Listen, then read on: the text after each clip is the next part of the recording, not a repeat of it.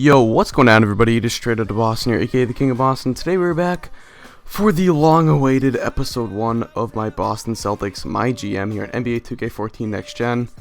Yes, I apologize for the long delay. As you guys probably know, I was looking for the official, or the updated rosters to come out, because the original 2K rosters were just missing a lot of players. So, for example, two pretty, well, I guess one good role player for the Celtics and one bench warmer that I would like to have on the team in Vitor Faverani and Phil Pressey were not on the rosters, and I thought it was just important to have them on the team to make it as realistic as possible, make the franchise or the MyGM as realistic as possible. But anyway, I was also looking for a good set of draft classes, which I finally found thanks to Raleigh F.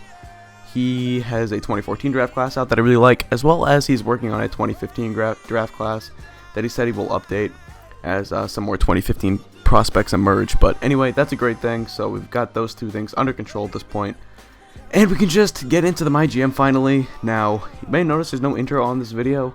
My computer, my old laptop, that if you've watched my setup video from like a year ago, you would know, very old and very slow and run down, and this is probably long overdue, but it has fried. The hard drive is fried. It is done. It is gone. I've ordered a new computer, but it's not coming till January 2nd, so you might ask, how the bleep am I making this video? I'm actually using my mother's computer, and I'm probably going to be using it for videos up until I get my new computer.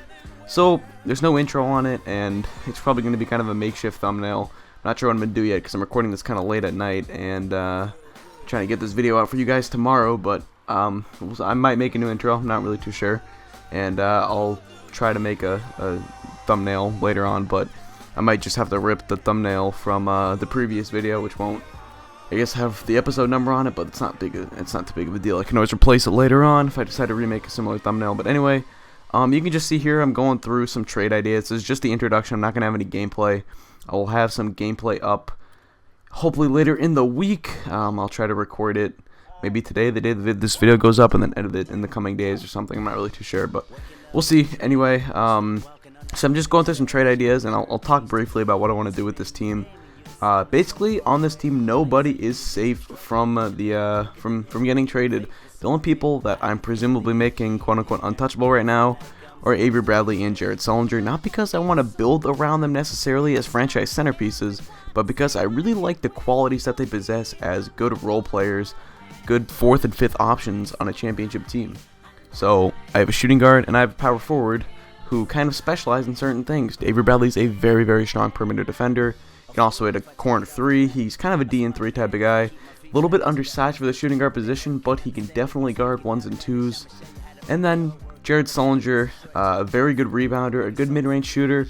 What I'm going to look for him in his development is some more offensive game, because what I'm going to want is, I'm basically going to probably need a point guard, small forward, and center. And I'm going to need those 3 guys to probably be the 3 best players on my team.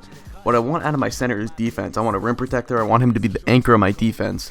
So if I have, let's say, for example, I'm not saying this player in particular, but let's say I have a player type like a Tyson Chandler, who's all defense, very limited offensive games, not going to give you more than 10 points a game. That means I'm going to want like 14 or 15 points out of Jared Sullinger. So I need to get him some sort of offensive game. I need to have that go-to kind of scoring down low type of punch from Jared Sullinger.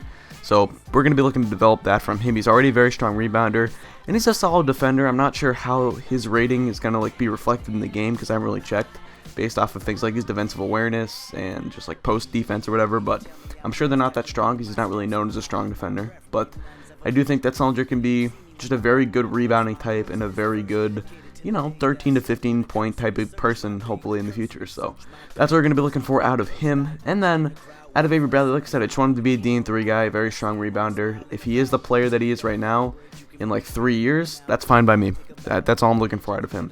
And then, hopefully we're going to be taking advantage of the 2014 draft class, one of the strongest in recent memory. If you talk about point guards, small forward, and centers, you have nice point guards in the class like Marcus Smart and possibly Dante Exum. I've heard he's more of a combo guard, but we'll see what we can do with him. Small forwards, obviously you have plenty of those. Jabari Parker and Andrew Wiggins at the top, Dario Saric as well. And if you're looking for a center, you can get a guy like Joel Embiid, who I'm pretty high on. I think he's just going to be a very solid center in the NBA, and he could be exactly what we're looking for. He's a pretty good defender. But we can also look towards the 2015 draft class where they have a very interesting prospect in Jahlil Okafor, who can provide a little bit more of an offensive game than maybe a Joel Embiid can. And I'll probably mispronounce Embiid's name like a zillion times if I draft him, so it's always something to take in consideration. But nonetheless, other than Sullinger and Bradley, there's a lot of guys on this team I would like to move, specifically players on long-term contracts, such as Jeff Green, who has a 2-year deal plus a player option, Brandon Bass, who has I think 3 more years on his deal, or maybe just 2, I'm not too sure, and then Courtney Lee as well has 3 more years left on his deal.